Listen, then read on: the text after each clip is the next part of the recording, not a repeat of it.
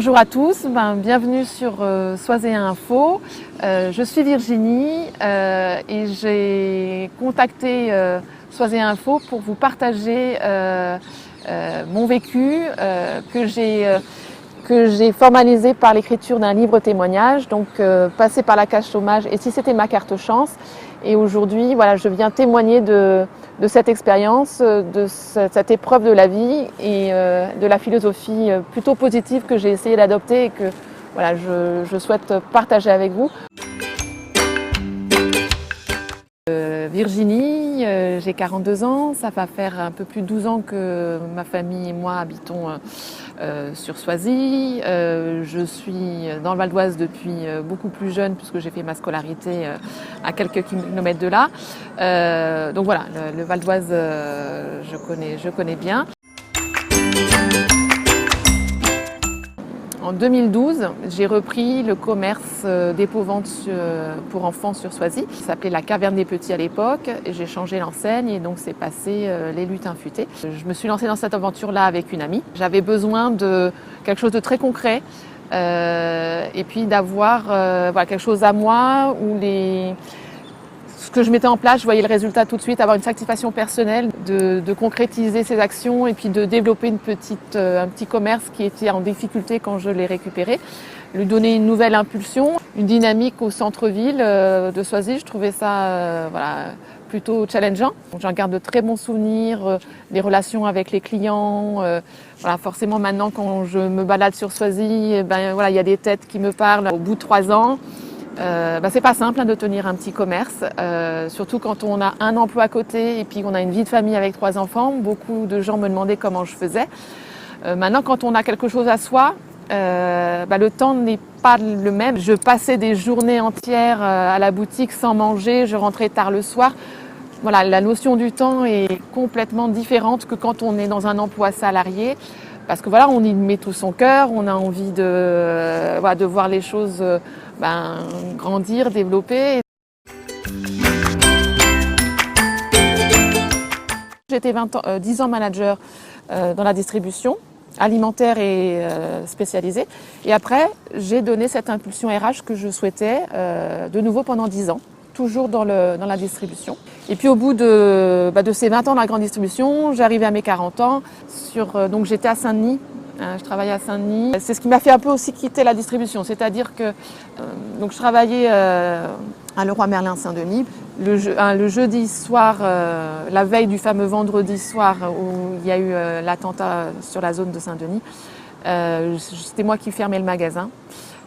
Et donc quand on ferme le magasin, on part toujours vers 21h et quelques. Le lendemain, c'était un de mes collègues qui fermait le magasin et qui m'a appelé après la fermeture parce qu'en rentrant chez lui, il avait entendu ce qui s'était passé et donc il fallait organiser le lendemain comment on allait gérer les équipes avec ce qui s'était passé. Avec l'horreur de ce qui est arrivé devant notre lieu de travail. La brasserie qui a eu les vitres pétées avec voilà, le sang de... Voilà, c'était là où régulièrement nous allions déjeuner. Et ça a été entre guillemets la goutte d'eau qui a fait que voilà, depuis quelque temps j'étais dans une routine où je trouvais plus trop de satisfaction. J'allais au travail mais sans grande motivation, sans plus trop d'énergie. Et pour autant, en tant que responsable RH, je devais porter un ensemble de collaborateurs. Et là, cet événement-là a été assez radical pour moi. Je me souviens le lundi après les attentats, je me suis rendue au travail très fébrile. Je suis arrivée au parking, on m'a demandé d'ouvrir mon coffre, etc., de sortir de la voiture, voilà, pour voir. Et là, je me suis mise à pleurer. Je me suis dit, c'est pas ça la vie. Je vais pas venir au travail avec la boule au ventre. Il faut pas que, si je viens au travail, il faut que je fasse quelque chose que j'aime, parce que si je peux prendre le risque d'aller travailler et puis pas d'en revenir parce que voilà, quelqu'un avec des valeurs qui ne sont pas les miennes aura décidé que c'était mon dernier jour, forcément ça remue pas mal de choses. Alors j'ai fait un bilan de compétences en 2016 et en octobre 2016 j'ai négocié mon départ auprès de ma direction parce que je n'étais plus bien voilà, et je n'arrivais plus à donner le change. Pendant un temps, j'avais réussi et là, tous les matins, dire bonjour, s'inquiéter de comment vont les équipes, etc. Quand soi-même on n'est pas bien, forcément on sait qu'on ne pourra pas apporter plus. Partant de la distribution, mon quotidien manquait de sens d'un point de vue professionnel. Et donc j'avais besoin de me projeter dans une trajectoire qui m'apportait plus, qui me donnait vraiment l'impression que je faisais quelque chose de bien au quotidien pour d'autres.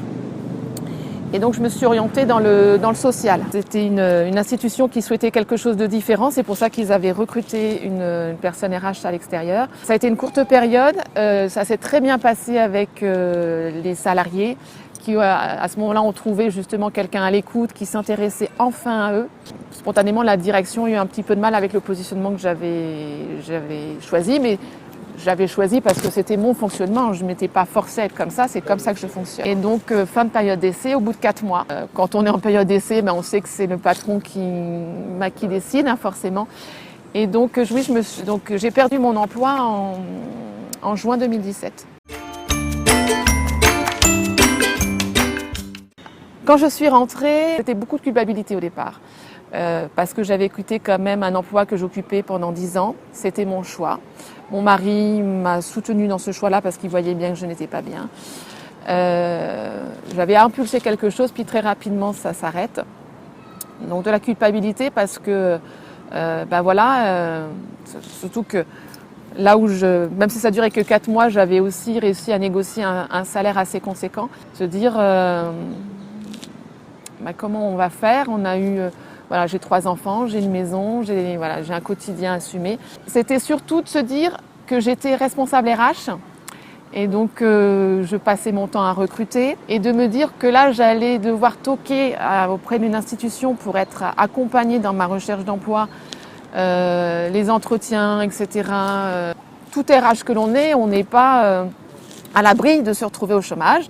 Voilà, la preuve en est, et je ne suis pas la première RH à me retrouver au chômage.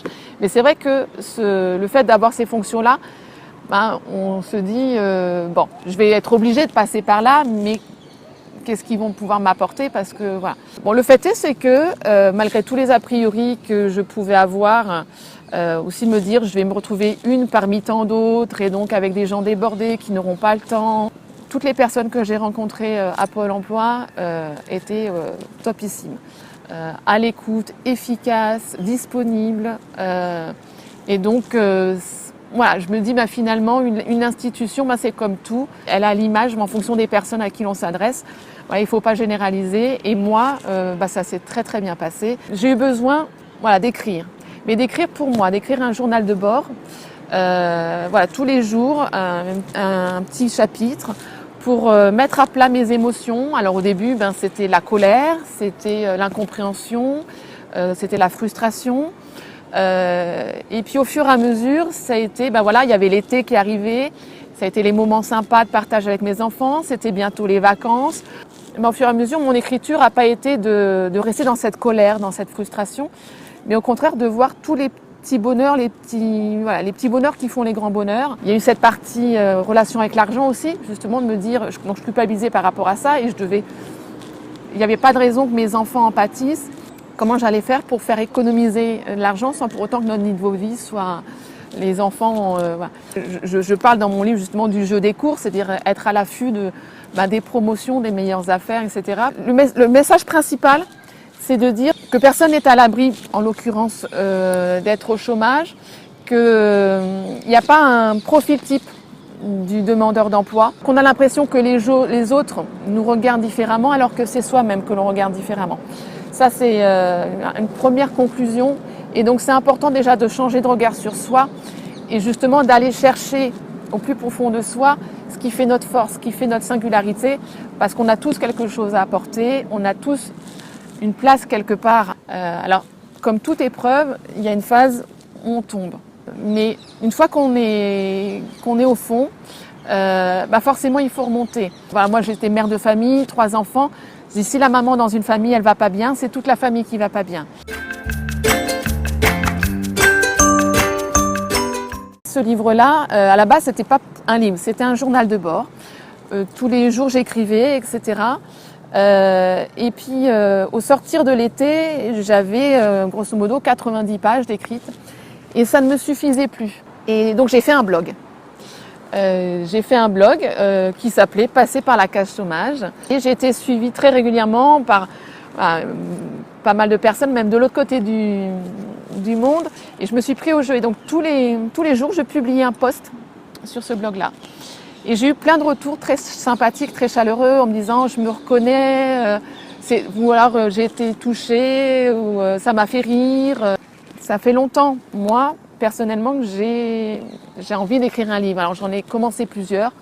Je suis jamais allée au bout d'un seul parce que j'avais pas assez de matière, pas forcément le fil conducteur. Et là, la matière, je l'avais. J'étais encouragée par des gens qui appréciaient ce que j'avais écrit, qui me disaient que ça leur faisait du bien de se dire que, justement, c'est haut et c'est bas. C'était le lot de... Ça leur est arrivé, mais voilà, que ça arrivait à d'autres. Parce que beaucoup de personnes au chômage s'isolent. Et donc, voilà, le fait de parler assez naturellement et spontanément de mon quotidien, voilà, ça a trouvé écho chez beaucoup de personnes et chez des personnes complètement différentes qui n'avaient pas forcément le même quotidien. Et d'ailleurs, ce qui était assez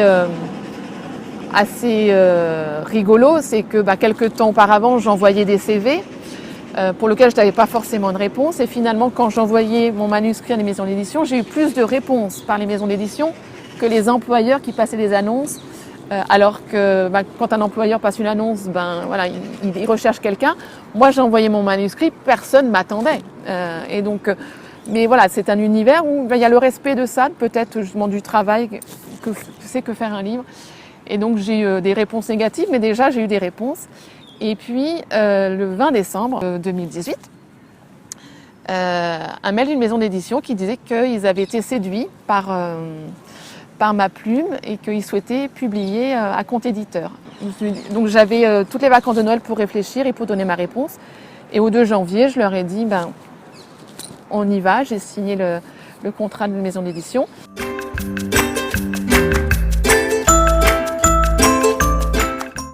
C'est un livre témoignage donc, dans lequel je me suis livrée sans pudeur. Donc voilà, c'est le quotidien d'une mère de famille, d'une femme de 40 ans qui se pose beaucoup de questions. Et puis aujourd'hui, voilà, j'ai commencé à avoir des retours de personnes qui ont acheté mon livre. Et je me rends compte que mon livre, finalement, peut toucher un public beaucoup plus large que ce que je n'avais anticipé initialement. J'ai des hommes qui ont lu mon livre et qui s'y sont retrouvés, alors que effectivement, mon livre c'est une écriture féminine avec une sensibilité féminine. Il y a tout ce qui est, voilà, le fait de donner du sens, de puiser dans ce qu'ont voulu nous transmettre nos générations précédentes, donc ma relation avec mes grands-mères, etc. Des personnes au chômage qui sont passées par là et qui se sont posées les mêmes questions et qui me disent, voilà, avec beaucoup de sensibilité, je me suis replongée, et donc ça m'a rappelé pas mal de choses. Et le côté positif que j'essaye d'insuffler au fur et à mesure, en disant, voilà, c'est peut-être la belle parenthèse à s'offrir, même si ça peut être culpabilisant, déstabilisant, etc. Mais il y a peut-être quelque chose à tirer de ça. Des personnes, ils l'ont lu en un jour, et rien que ça, parce qu'ils ne pouvaient pas s'arrêter, parce qu'ils avaient envie de savoir. Et puis, il y a beaucoup de livres qui ont été faits sur le chômage, des témoignages sur le chômage, mais avec beaucoup plus de colère sur le système, sur justement Pôle emploi, l'institution, etc., le non-sens, le fait que les employeurs ne répondent pas, etc. Moi, j'ai pas forcément voulu m'attarder là-dessus. Alors, mon message, il se veut pas utopique. Je suis pas en train de dire que le chômage, c'est la carte chance pour tout à chacun. D'ailleurs, je dis à la fin de mon livre que j'ai bien conscience qu'il y a des personnes, ça fait plusieurs temps qu'ils sont au chômage. C'est-à-dire que c'est peut-être pas par hasard. Je suis peut-être pas tombée au chômage par hasard. J'ai peut-être pas perdu mon emploi par hasard. C'était justement la vie qui a peut-être dit, c'est un signe pour toi. Il est temps, Virginie, que tu te poses les bonnes questions. Parce que si tu continues comme ça, tu seras peut-être jamais épanouie professionnellement. Et qui dit jamais épanouie professionnellement, forcément, ça a un impact sur le quotidien avec ta famille. J'ai retrouvé un emploi relativement rapidement parce que j'ai fait beaucoup de concessions, mais parce que le poste qu'on me proposait correspondait à ce que j'avais envie de vivre, ce que j'avais envie d'apporter. Aujourd'hui, je suis consultante. Alors, j'ai travaillé dans un premier temps à accompagner justement les demandeurs d'emploi dans leur recherche d'emploi, à les outiller avec les CV, les lettres de motivation, à les préparer aux entretiens. Et aujourd'hui, je suis toujours dans ce même cabinet, mais j'ai rejoint l'entité qui accompagne les salariés dans le cadre de leur licenciement économique. Et aujourd'hui, donc ce poste-là, je l'ai accepté. Comme j'ai fait beaucoup de concessions d'un point de vue salaire, d'un point de vue statut. J'ai même pas l'impression forcément de travailler parce que c'est vraiment moi. Et de ce fait-là, les concessions que j'ai faites initialement, elles me pèsent pas parce que le reste me porte tellement.